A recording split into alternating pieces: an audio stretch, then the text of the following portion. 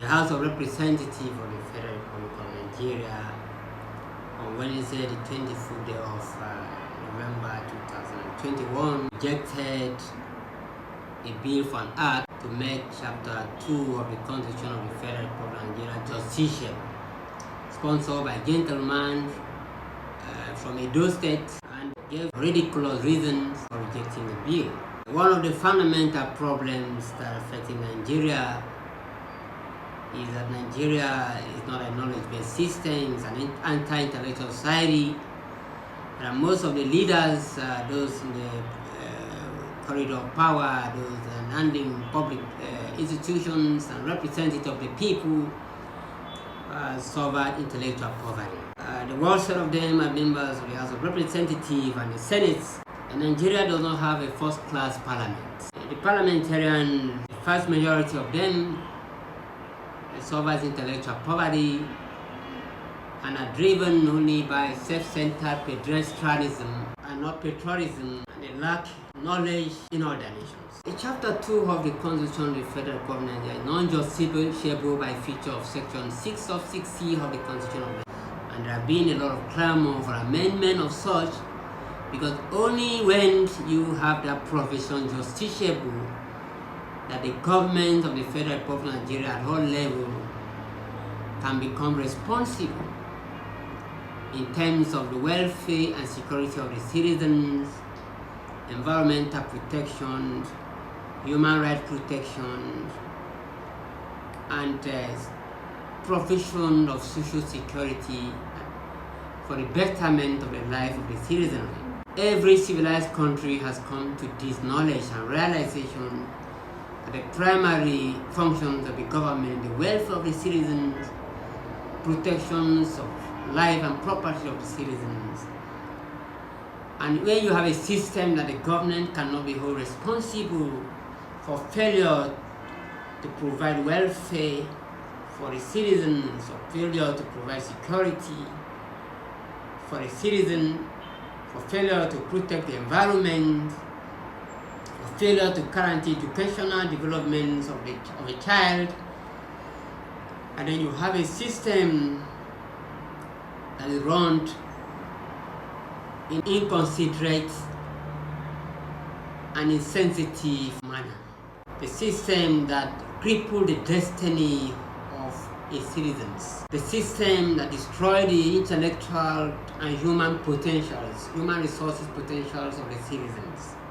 That is a problem with Nigeria. But there is a sector that can easily correct the system, is the parliament. Unfortunately, the parliament seems to be people of no knowledge. All they understand is how to be a big man, and you ask them, why are you a big man? The answer is that I'm a big man because I'm a big man. I have a Mercedes Benz, I have a big house in Lagos, Abuja, and the village.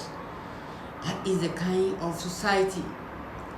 Any country that is founded on intellectual poverty and lack of morality institution is bound to fail. I have a great pity for Nigerian citizens, including a generation yet unborn. Now, the leaders and the character of the leaders always reflect the character of the citizen. It is the responsibility of the citizen to make sure that you don't elect nincompoops and morons to represent your government. Such a bill was a good opportunity for the representatives members of parliament to help Nigeria following the current situation of insecurity and extreme poverty in the country. Nigerians deserve social security to be guaranteed by the government. And you cannot have that when Chapter 2 of the Constitution that make provisions for such is non-justiciable. And surprisingly, I also understand what they delve into is an area that makes it or demonstrate the fact that the parliamentarians themselves do not understand the meaning of democracy and do not distinguish. It is time for us to distinguish between being educated and having a college degree or college certificate. These people are not educated. Most of them have college certificates. Paper qualification is never a basis for knowledge. Knowledge volume is spoken by productivity and character. I'm surprised to hear that they are making a move to make electionary qualification for governorship and presidents to be higher national diploma and first degree. It shows they don't understand the meaning of democracy. Democracy is a system of government which the citizens govern themselves either directly or through representatives periodically elected by the citizens. The principle of democracy does not welcome discrimination in any form. If you have the right to vote, you have the right to be voted for. Whether you are a spare part seller in Aba, whether you are a taxi driver in Lagos, you have the right to vote, you have the right to be voted for. Civilized nations do not discriminate anybody on grounds of academic qualifications. But what they do, they institutionalize their system in such a way that morons and nincompoops do not seek public offices. For example, the United States of America, nincompoops can't seek public offices because the system has been programmed in such a way that you must be intellectually sound for you to come out and say, I want to be governor, I want to be a mayor, which is equivalent to a local government chairman in Nigeria. You must be intellectually sound. You must have some level of intellectual prowess. Otherwise, the system rejects you naturally, but not to breach a principle of democracy. Even the provision of the Constitution of Nigeria that requires good certificate level is undemocratic. It breaches the principle of democracy because the people inserted in the Constitution were not well educated.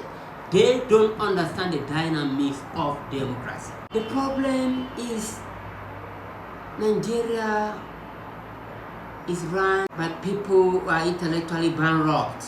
And it is time for the citizens to understand this. Try as much as possible to ensure that someone you elect to represent you is intellectually sound and has character that can guarantee productivity, that can guarantee welfare, that can guarantee understanding of issues and ability to provide solutions. Education means having the necessary social, environmental, corporate, and public policy experience combined with character that manifests and guarantee productivity for the benefit of the life of the citizenry and the society.